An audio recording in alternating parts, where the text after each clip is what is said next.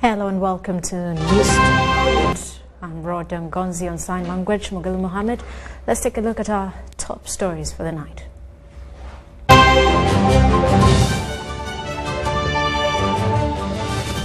President Museveni says project-centered SACCOs will boost jobs and wealth creation. Government wants 90-90-90 HIV/AIDS targets. On the international scene, Trump declares emergency over IT threats. And in sports, Martin Alika inaugurated new patron, talks benefits of chess.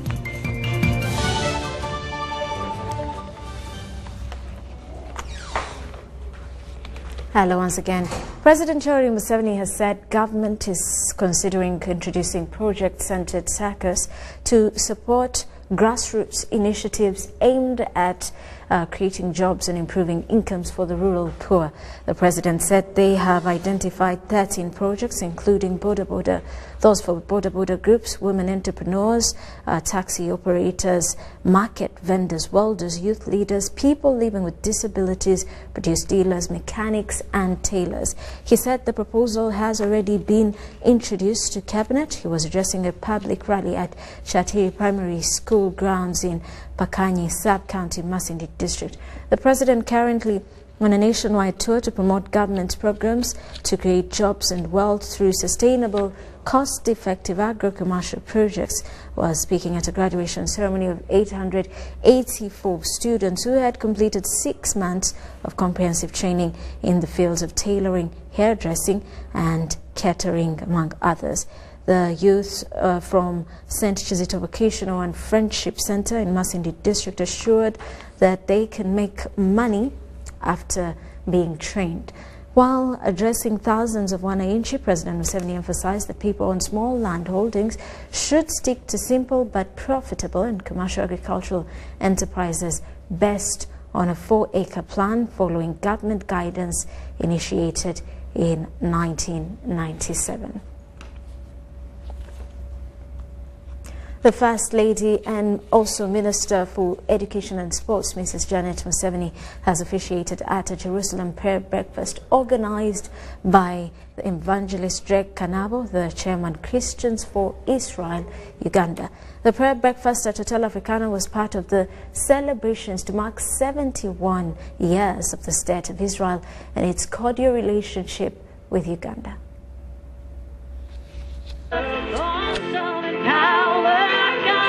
The Jerusalem Prayer Breakfast is a prayer movement initiated and chaired by Israeli Knesset member Robert Latov and co-chaired by former U.S. Congresswoman Michelle Bachmann. We are living in a day of miracles. We are living in a day of fulfillment of His Word. Rejoice at the fulfillment of His Word. At this year's prayer breakfast, the First Lady and Minister of Education and Sports, Janet Museveni, said Christians have a special relationship with Israel because of their faith in God of Abraham, Isaac and Jacob, with Christ as the head of the church. Mrs. Museveni prayed for peace and hope to prevail in the state of Israel. Heavenly Father, thank you for this opportunity to meet together as believers of like mind, to fulfill your instruction to us to pray for your chosen people and for the peace of Israel. The Deputy Ambassador of Israel to Uganda, Kenya, Tanzania, Seychelles and Malawi, Eyal David, said that Israel is a home to high-tech startup companies, a leader in modern agriculture with a strong national army, and are sharing their success with the world. But we are strong, and we stand firm against all the enemies that want to destroy us. We are even stronger with you. We are even stronger with Uganda, with your prayers. We feel it, we appreciate it. He said that this year, the number of students who travel to Israel for an annual 11-month agricultural training has been increased to 240, the highest in East Africa, on the request of the First Lady. Each year, the Jerusalem Prayer Breakfast brings together government leaders, influential Christian leaders from all walks of society for a gathering to pray for the peace of Jerusalem. Remija Simbonye, UBC News. The Ministry of Works and Transport has achieved 60% in the implementation of the NRM manifesto for the period 2016-2021. Minister for Works and Transport, Engineer Monica Zubantege, says the sector performed highly on road and air transport, with the revival of the national airline topping the score. Late last month, Uganda received the 2 planes from Canada to revive the national airline. It is an area Minister of Works and Transport scored highly in implementing the NRM manifesto for the period 2016-2021. Minister for Works and Transport, Engineer Azubantege, says the national airline will start operations this July. Inland and road transport, however, registered low performance. Today, as I talk, Kenya will delay in Naivasha, and I don't know how long this is going to be. That's why I'm saying in the interim, we had the plans that used the meter gauge. As of that time, they were very certain of when they would be in Naivasha, when they would be in Kisumu, and when they would be in Malaba. So as we wait and as we continue dialoguing, we will get to know the new timelines. For water transport, the rehabilitation of the southern route to ease movement of cargo also hit the score. However, as government implements big projects like public works, there is a concern that local contractors are not benefiting fully.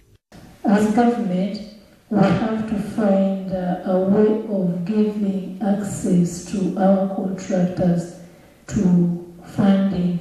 This is a very big factor, because even if they get the skills and the experience and the funding is not available, we will not have helped very much. But at the same time, we are encouraging all these local contractors to twin, the other foreign contractors to twin with the local contractors. A requirement that at least 30% by value of that work must be subcontracted to the local contractor. So there is an arrangement that even when work is being done by a foreigner, some of the work must be subcontracted. Ministry of Works and Transport is optimistic that sector commitments for the NRM manifesto will be achieved. Adiana Kote, UBC. Meanwhile, Uganda continues to apply their best with the Republic of Rwanda to solve the ongoing impasse at the borders.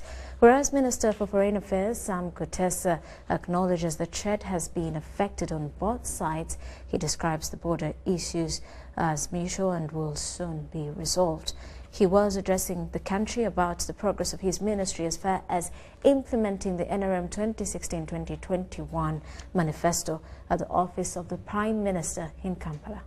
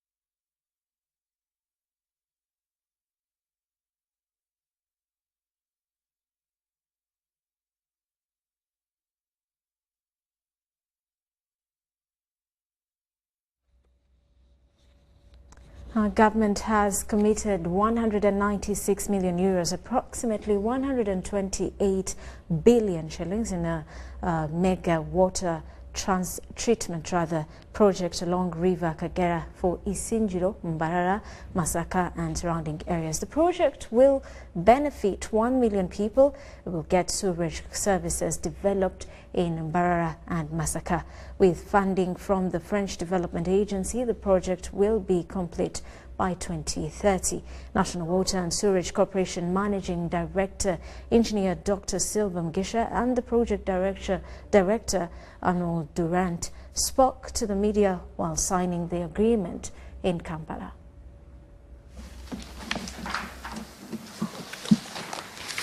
And finally, when the public is seeing, you know what it means.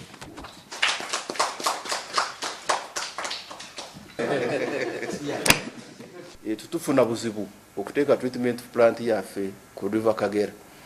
Tusuubira nti omulimo gw'okuzimba construction gujja kutandika mu August omwo September 2020. N'olwekyo twasabye consultants baffe bakole n'amaanyi balabe nti ekiri mu ndagaano eno kituukirira mu budde bwakyo ate ne mu ssente zaakyo. Awo tusobole okulaba nti abantu baffe abatalina mazzi eyo Isinjiro bagafuna bulungi. Towns district y'Isinjiro yona ejja kuba covered mu project eno. Ne towns zino ez'e Masaka eziri wakati wa Masaka ne people there should be able to have water. The project is expected, this project which we are signing now is expected to cost about 126 million euros. That's about 400 billion. And then on top of that, we shall have about 70 million euros to distribute the water in Isinjiro district there. It is supposed to give water for production, for agriculture, and also for drinking. So there's going to be a big pipeline from River Kagera, bringing the water to Mbarara, and along the way, of course, serving the district of Isinjiro. And then Masaka, there will also be some sources which will be developed there, so that the water there can also, the people there can also have increased and reliable supply. And you know, as an engineer, our big satisfaction is not only to do a study, but to see the accomplishment in the ground. Our team is very committed with the preparation of tenders for the works, and we are extremely committed to achieve this goal.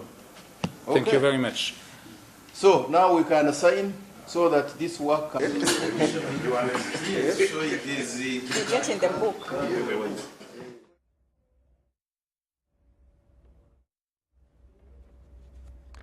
On Uganda-Rwanda relations, Uganda continues to apply its best with the Republic of Rwanda to solve the ongoing impasse at the borders, whereas the Minister for Foreign Affairs, Sam Kutesa, acknowledges that trade has been affected on both sides. He describes the border issues as mutual and will soon be resolved.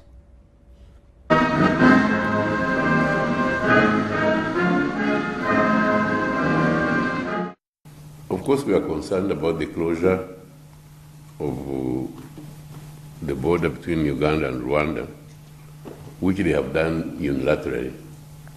Uganda has never and will never close its borders to any country or region.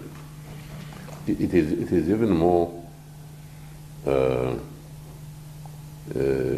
disappointing when our sister Republic of Rwanda is the chair of the East African Community at the moment, because this runs counter to all our agreed positions on regional integration. It is affecting trade, yes. Yes, it hurts us and it hurts our economy, but it is mutual. The closure of Uganda-Rwanda border has been a subject of discussion in various fora, to the extent of questioning the efficacy of the East African Community integration. Latest World Bank data show from 2017, Rwanda was Uganda's fifth biggest export market, selling about $180 million worth of goods, while Rwanda exported $10 million worth of goods to Uganda. The Foreign Affairs Ministry says the diplomatic feud between the two sister countries affects the East African integration. Of course, we are concerned about the closure of the border between Uganda and Rwanda, which they have done unilaterally. Uganda has never and will never close its borders to any country of our region. It is even more disappointing when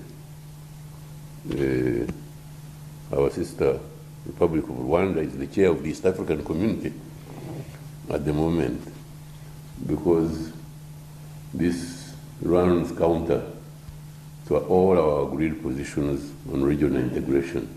Addressing the country on the progress of implementing the 2016-2021 manifesto in Kampala, Foreign Affairs Minister Sam Kutesa tackled existing bilateral channels between the two sister states. It is affecting trade, yes. Yes, it hurts us and it hurts our economy, but it is mutual. It is mutual, and I think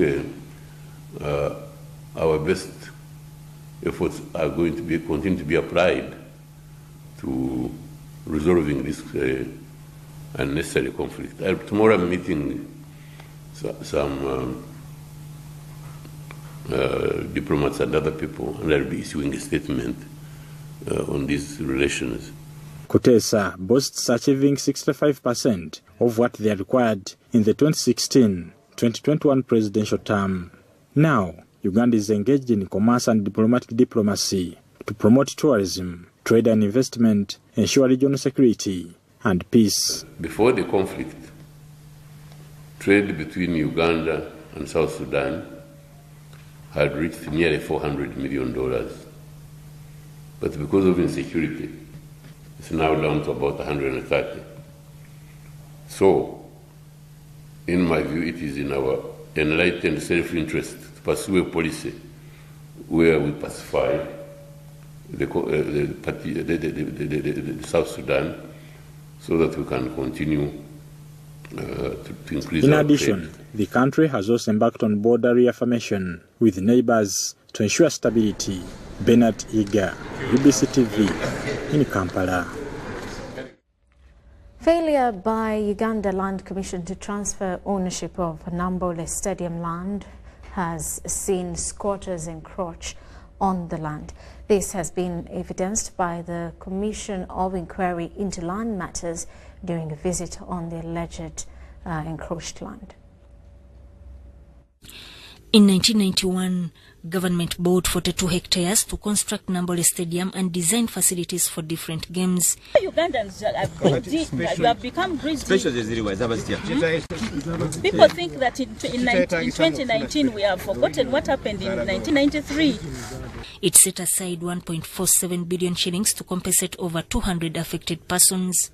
We have to find out, how did you even get this special? Yes. Which surveyor came here?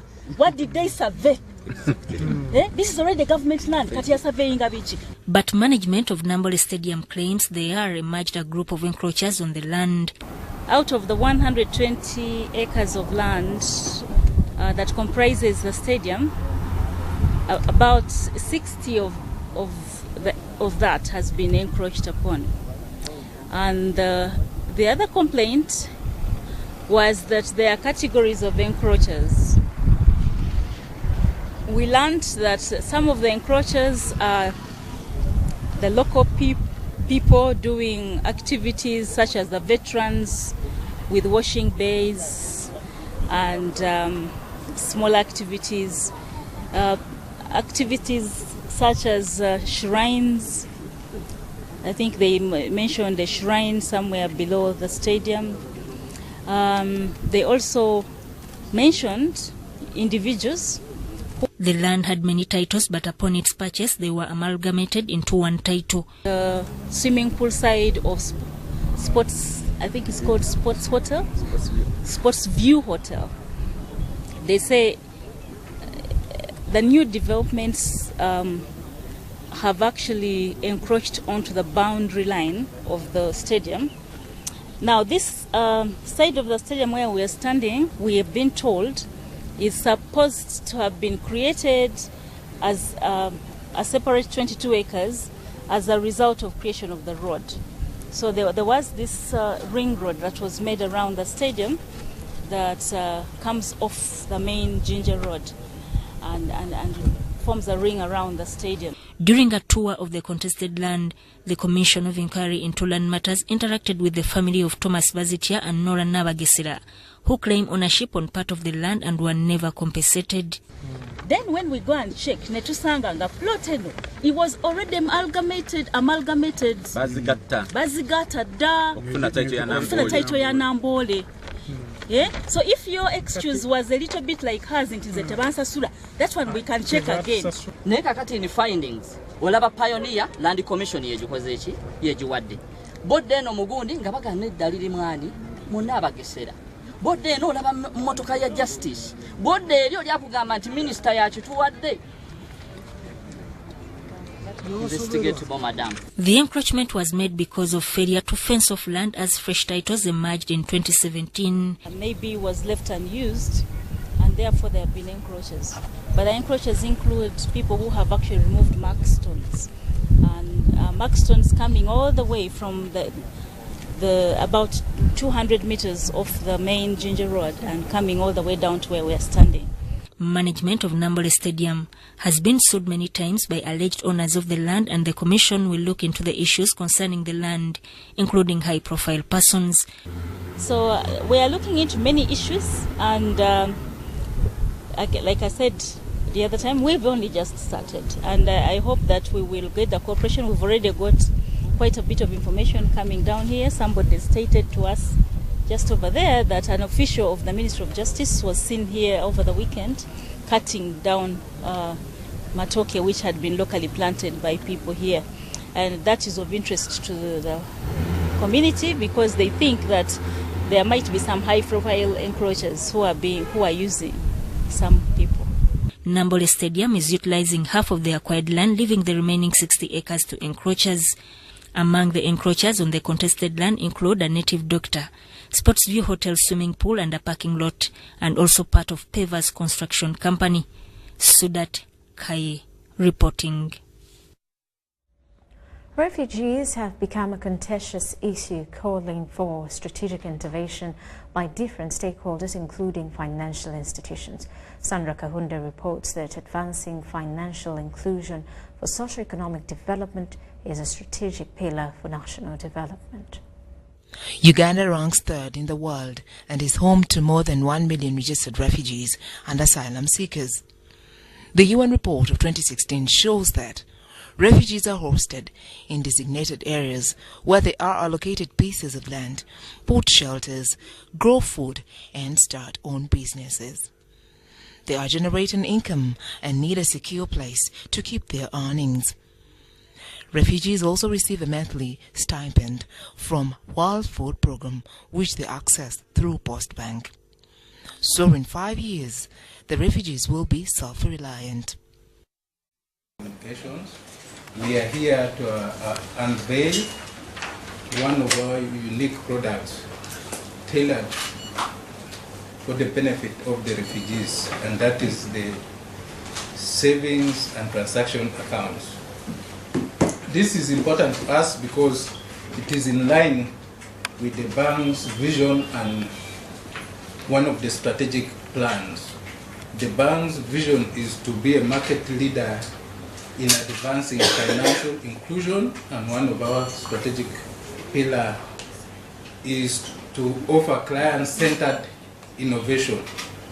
So the refugee product is timeless, and one good thing with this product is that it will have no monthly charges. It means that Post Bank is an advocate for voluntary savings for all communities, including refugees. And we work with those people to make sure that we bring their living standards to a better level.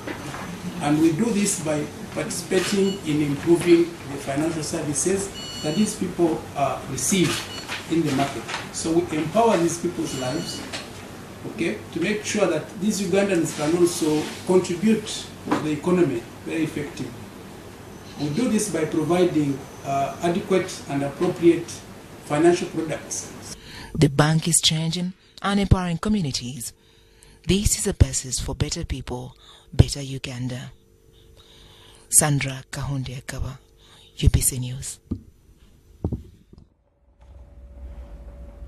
Residents of Kasubi Zone 1 want KCCA to collect garbage in the area. They say KCCA delays to collect the garbage, which has worsened the sanitation. Kasubi is one of the peri-urban areas less than 3 kilometers northeast of Kampala city. But unless you pay a visit, you may never know how people in this area live. A visit to this area, which is among those flagged as ghetto, are visible well-constructed and spoiled trenches where even the young ones have no space to play. Most trenches are just a few meters from houses. Toilets are many due to a big number of residents. Most latrines are padlocked, which means that those who have no places of convenience use the trenches as places of convenience. People here cook close to trenches due to the congestion of houses. Another problem is garbage piling when KCCA, which is in charge of collecting, fails. When it rains, the situation is worse. Polythene bags litter the area as residents keep garbage in them, and when they fill, they are cast everywhere. The unfortunate bit is that they pay money for the collection of garbage. Efforts to contact the KCCA spokesperson were futile. Leaders of Kasubi should look at a quick solution to this problem to calm down residents. It is not Kasubi alone, but also other areas of Mutungo, Kawempe, Kamocha, Bwaise, and Chisenyi. Some of these places and the way they were constructed indicate poor planning. Ivan Kahwa in Kasubi.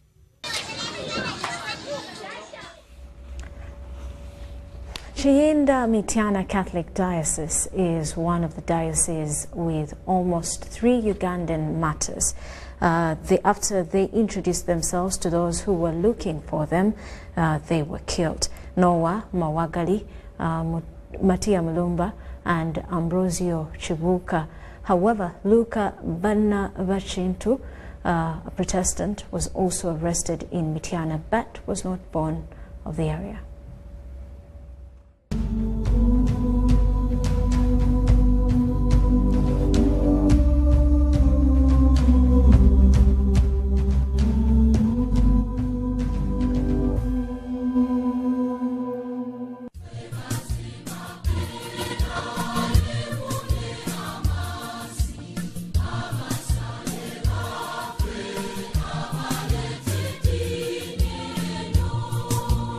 About this time in 1886 when Noah Mawagali and 3 others were killed in this area. Noah Mawagali is one of the Ugandan martyrs whose ancestral home is in Chienda Mityana Diocese. Born in Nkazebuku village in Misigi Parish near Lake Wamala in Busuju County. He is from the Ngabi clan and was born in 1851 at Nkazebuku in Busuju.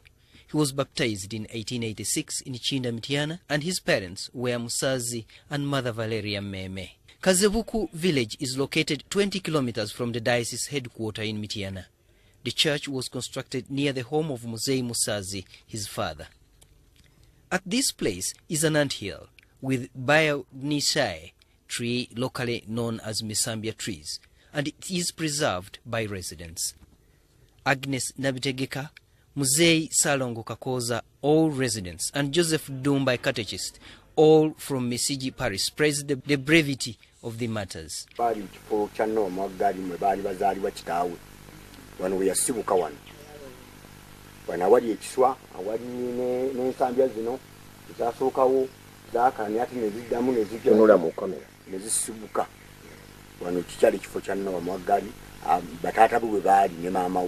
Mugenzi lake yatusomesanga tuwano ebali babeera kubanga yali ttaka lye kakati awo bonna ne bafa naye ng'omugenzi lake yali abasenzeza Obosabye ngoyise mbajulizi baffe aba Uganda nga Paris yaffe bweri nti Uganda matters era ekyo bwe tuyita mu bbo tetusaba tutera okubifuna mu bulungi oba Tonda nga ayagadde tulifuna bulungi. The parish priest, Chinda Mitiana Catholic Church, Reverend Father Stephen Lusiba, says the church was constructed with 3 arches, each representing the 3 martyrs, Noah Mawagali, Matia Mulumba, and Ambrosio Chibuka, whose ancestral home is in this diocese. We call them arches of our cathedral, Chinda Mitiana. They represent the 3 martyrs of this diocese of Chinda Mitiana, mainly Noah Mawagali, Lukabana Bachintu, and Matia Mulumba. All those 3 were in this diocese, worked hard, and our people at least have models in faith, people whom they can follow, and now they are the Uganda martyrs. We are so proud of them that at least we saw them. They lived on this very soil of Chinda Mitiana, here in Singo, so they are our models in faith. We don't regret. We are very proud of our martyrs. At the cathedral, there is a memorial piece of wood kept in the church, co-named Church ya Noah, and according to Father Lusiba, that wood was used when tightened Noah Mawagali and was brutally martyred at this tent near the cathedral. I wish the ministry could come, because at the end of it, also the Ministry of Tourism gain a lot from those people when they come to our country. They leave a lot of foreign currency in this country when they visit here. So my appeal that Ministry of Tourism should come to Chinda Mitiana and will beautify this place more. Every year on the 31st of May, pilgrims from Uganda, among other countries like Nigeria, South Africa, Kenya, Tanzania, United Kingdom, United States of America, the Democratic Republic of Congo, and other countries in the world make pilgrimage to Chinda Mitiana Diocese, where Noah Mawagali was martyred. Even the areas of the other 2 martyrs, Ambrosio Chibuka of Tamu and Matia Mulumba of Butega in Mitiana Municipality, every May receive pilgrims. Luka Vanabachintu is also prized in this diocese because he was together with the 3 martyrs during the time when they were being looked for. Chinda Mitiana Diocese Bishop Joseph Enziwa encourages government to develop ancestral martyrs shrines, which can promote the tourism industry. Abiona Francisco and Salongo Kasibante for UBC News.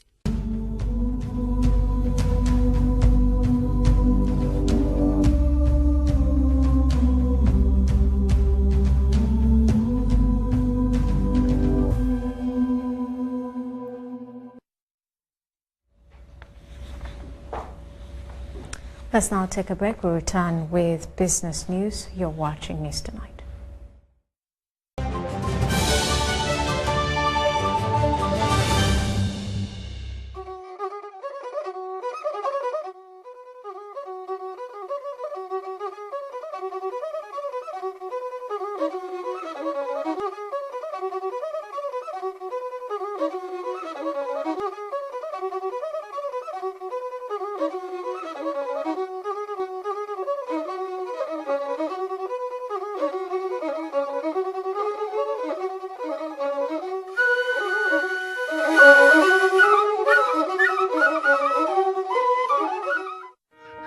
Every dream has a challenging journey.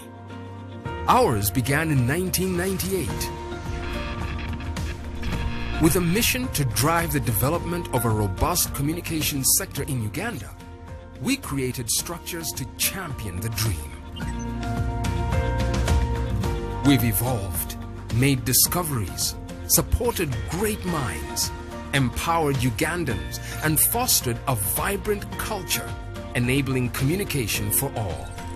Down the years, we've created memories and networks, uniting generations and building great partnerships. Together, we can go even further. UCC, celebrating 20 years of achievements.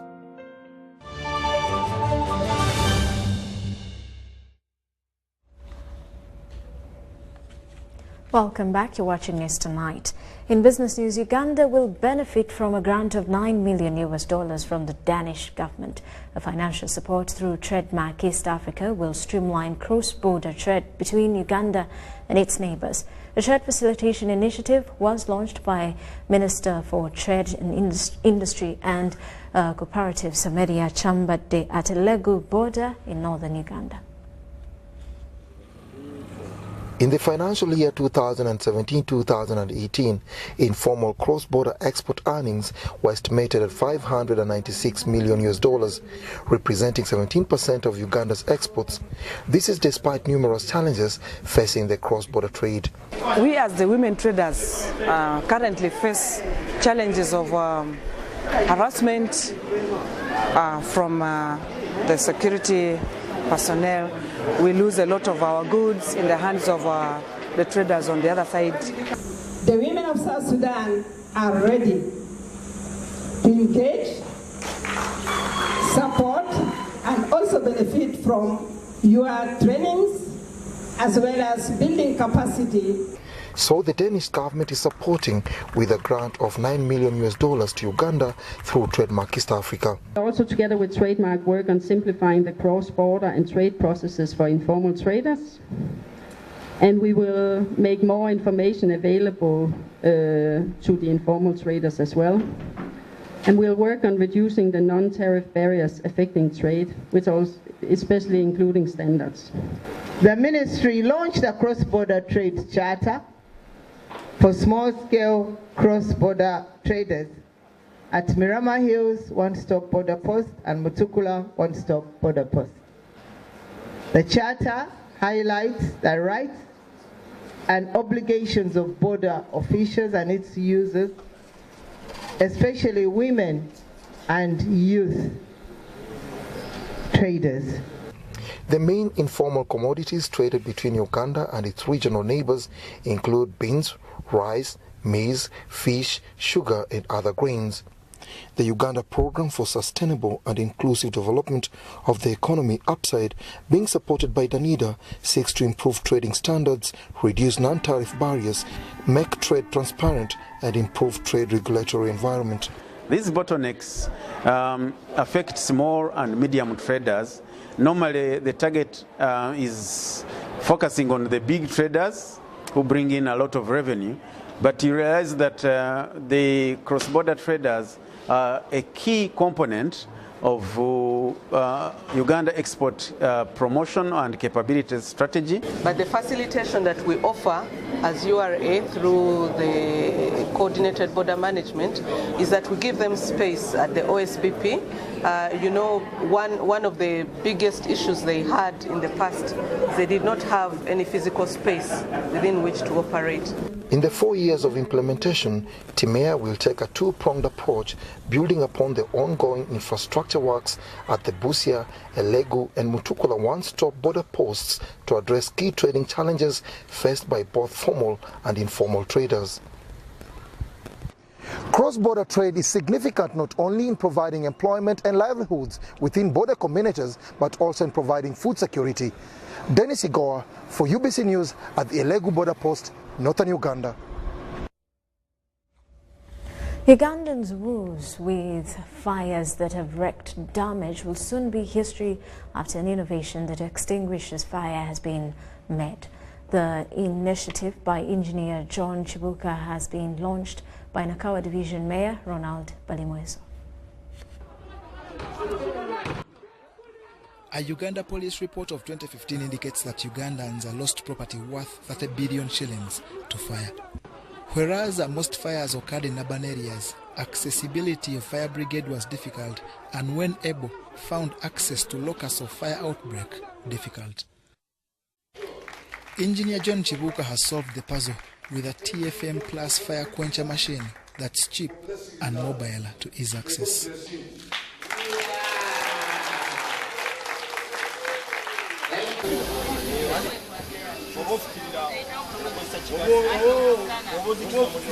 Now, these machines are being designed depending on where they are going to want to be used.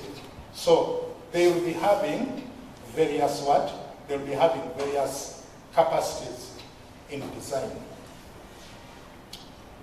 For example, if it is for industrial application, it will vary in capacity to be compared to those ones for schools, offices, homes, etc. Nakawa Municipality Mayor Ronald Balimwezo wants government to draft policy that guards against duplication and thus enables Buy Uganda, Build Uganda, Bubu.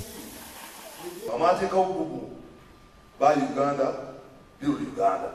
Tekwanja kati kulaba nti innovation eno benge ekola ate tukirize tulete ebirala ebikola omulimu gwe gumu twagala tuwagira omusajja ono agagawaleko naye ali bulungi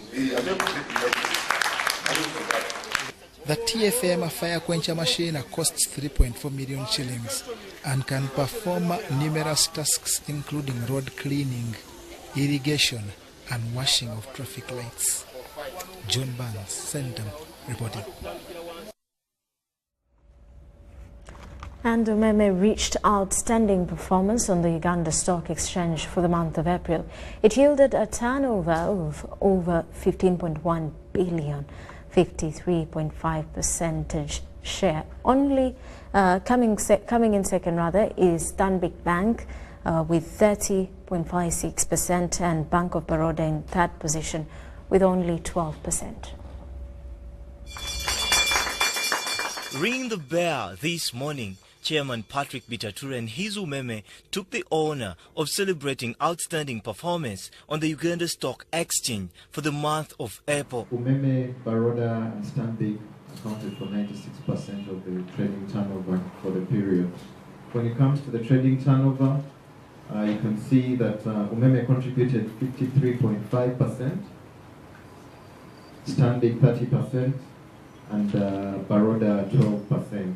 The rest are in the smaller bracket. We are trying to come up with strategies where we can invest ahead of. Bitature, the board chairman, UMEME, attributed the outstanding performance to improved service delivery of the company and the recent increase in supply of power over and above demand. When there was an excess of demand on supply, or the gap was very small, we couldn't do too much. But now, almost for the first time, we have supply way ahead of demand. Our peak demand is between 600 and 700 megawatts. Yet the government has now made sure that we have plenty of power. So the challenge now is to make it affordable, to connect as many customers as possible, quickly and efficiently. In compliance with all CMA and listing regulations, we also ensure adequate disclosures are made in whatever literature that we send out through our annual report, and all these provide confidence to the market. The recent negotiation between government and UMEME over the next concession cannot also be overlooked. However, Bitature decries of slow performance of Uganda's stock exchange. Nairobi has over 70 companies, I think, that are listed. Here we have 8 Ugandan companies, the rest are cross-listed, I think. Am I wrong somewhere? They are now 9. It's a joke to have 9 companies after so many years of having a listed capital markets authority.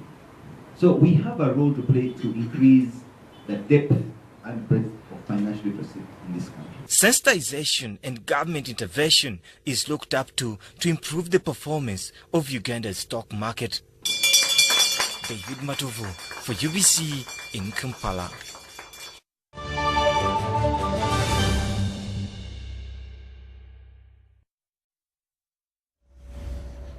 We start with Sudan, where the African Union mission in Somalia, in Somalia, and the federal government of Somalia have agreed to intensify joint operations in the final push against Al-Shabaab terrorists. This was in a meeting attended by senior officials of AMISOM and the Federal Ministry of Defense in the capital, Mogadishu. The meeting, which was attended by senior officials of the AMISOM and the Federal Ministry of Defense, discussed operations to degrade Al-Shabaab elements and the ongoing joint operation between AMISOM soldiers and the Somali National Army. The special representative of the chairperson of the African Union Commission to Somalia, Ambassador Francis Kumedra, acknowledged the progress being made by the Somalian security forces to take over from AMISOM. Somalia is getting ready to take on its responsibility of its security. And it has been seen in Sabit, where the Somalis are holding that town. It is being seen in Barire, where SNA is holding Barire today. And we intend to do the same in other locations. Medra reaffirmed the commitment by AMISOM to implement the Somalian Transition Plan and pave way for the African Union forces to exit Somalia. We are saying whether we can also hand over some FOBs to the Somali forces so that our forces can also be freed to be doing some other mobility along the MSRs. During the meeting, the officials discussed operations in AMISOM areas of responsibility. Our last meeting, I think, it was a long time. It was Strand 2 and Strand. When we met on the Strand. Yeah, when we met in the Strand. Recently, Somalian security forces supported by AMISOM troops carried out operations in the Lower Shebelle region that liberated the towns of Sabidi and Balile. At the end of the closed-door meeting held at AMISOM mission headquarters in Mogadishu, the officials agreed to strengthen information sharing with AMISOM. Mutesa Sida Haruna reporting for UBC News. In the U.S., President Donald Trump has declared a national emergency to protect the country's computer networks from foreign adversaries. He signed an executive order which effectively bars U.S. companies from using foreign telecoms believed to pose national security risks. The order does not name any company but is believed to target Huawei.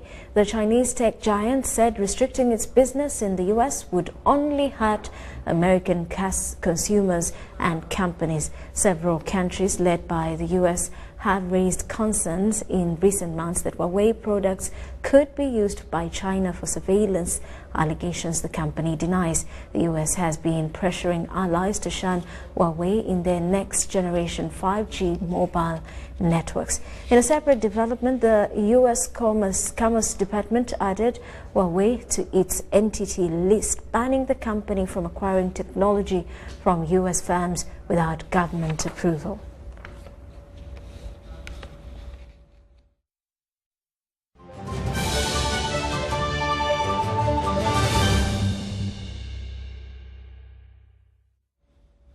Now in sports, the 2019 National Junior Chess Championship is underway at Xanadu Hotel in Kampala.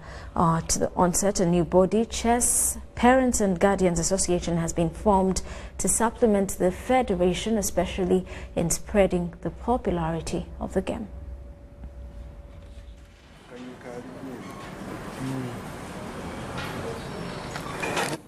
The 2019 National Junior Chess Championship has attracted fewer numbers and is played on the classical time control in order to play the perfect qualifier role for various international tournaments.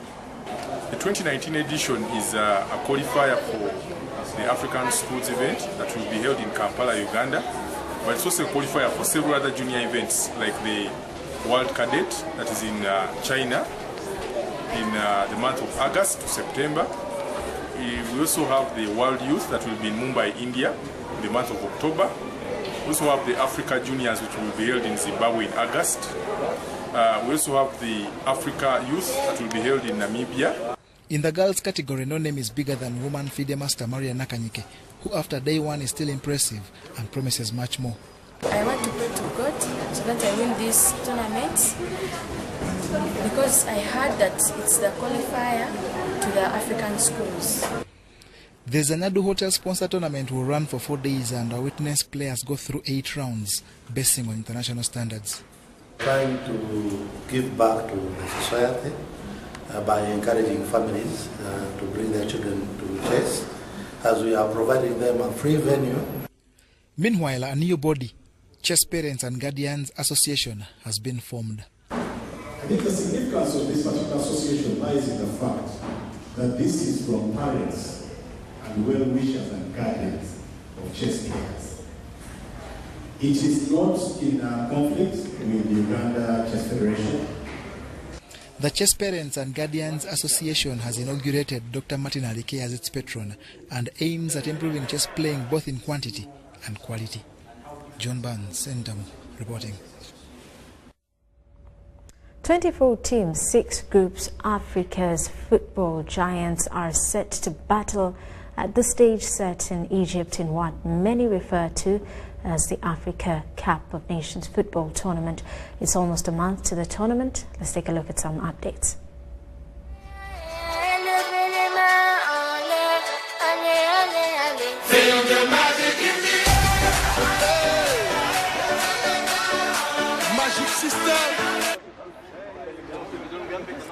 With barely a month to the Africa Cup of Nations, Egypt, the host, have finalized preparations.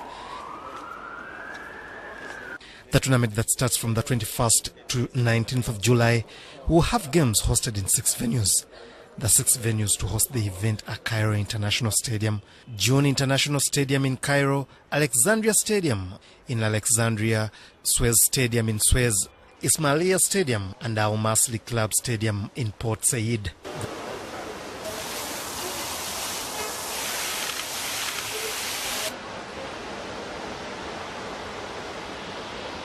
The video assistant referee VAR will be introduced during the 2019 Africa Cup of Nations, starting from the round of 8. Well prepared, they just put in the final touches in place. We've seen more than the number that we need actually for the competition. So we have options and we have choices, which is a very good thing. Le gouvernement, le comité d'organisation locale, ils sont vraiment impliqués dans la préparation de cette Coupe d'Afrique des Nations et nous savons que cela... Ghana plays DR Congo in the opening game on the 22nd of June, while rivals in the same group, Egypt and Zimbabwe, who have played the previous night.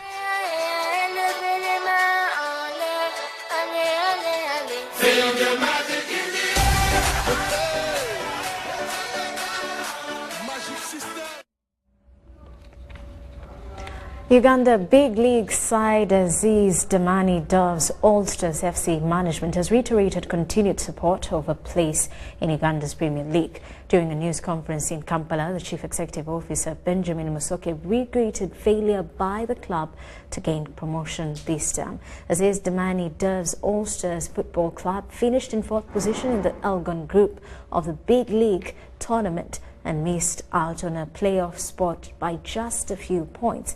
The club's chief executive officer, Benjamin Musoke, says this narrow loss has left a sour taste amongst the playing technical staff that they hope to make amends next season. Musoke confirms that as at many other football clubs world over, including those that test success, they will offload a few players and recruit for the good of the team.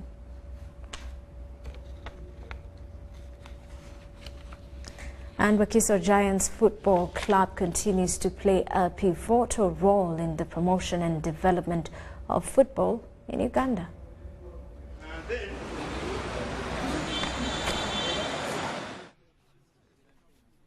Newly promoted Uganda Premier League side Wakiso Giants continues to lead by example. The club that played its big league games in Jinja has now taken a big step in achieving FUFA's club licensing and pro agenda, well ahead of the 2019/2020 season. It will play its Premier League football in the Kabaka Chabagu Stadium Wakiso that is being patched up and has been visited by FUFA President Moses Magogo. I've said it on several occasions that talent is one of the ways we can help the younger people become better overnight. Because talent, you don't necessarily need as much education as a doctor or as an engineer. It is all about talent. And at the same time, I've written it in my articles, thanking Jose Chameleon, Bobby Wine, and Beck Cool for being the pioneers of the entertainment industry. We are very proud of them being our international ambassadors in terms of talent. Wakiso District Local Council 5 Chairperson Matiel Wangabuaneka urges FUFA to join local leaders to fight a loss of fields and recreational centers to selfish interests. Ebisawe bintu bikulu nyone tugenze tubifiirwa simi babitunda kuba investors babiteka mu shopping mall and nefu abamu bwe twogera batulabira mu byabufuzi kakati bwe mba nfunye entry point okufuna link ne president wa FUFA nanyambako ku mulanga guno kuba ffe abamu tumanye ekyokukola bwe tuba tulina kye twagala kakati bwe nfuna wa FUFA nga ndi mabega nga yaleeta ng'akyogera from that point of view nja kulwana bwezingirire naye okulaba nga tutaasa ebisaawe ebyaffe. From the manner of its organization that wanted promotion during which it attracted a large fan base including artists like Jose Chameleone, Wakiso Giants is truly a giant. John Barnes, Centum, reporting. Let's now have a quick recap on the headlines.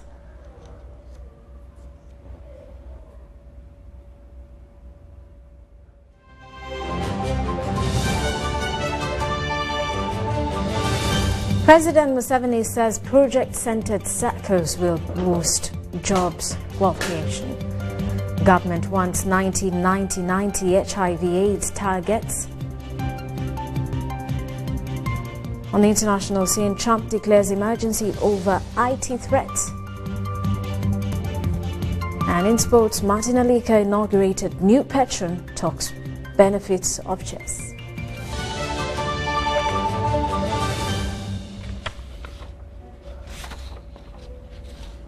And that does it for tonight. Thank you for watching. Mugalu Muhammad on Sign Language. I am Roda Ngonzi. Have a lovely night.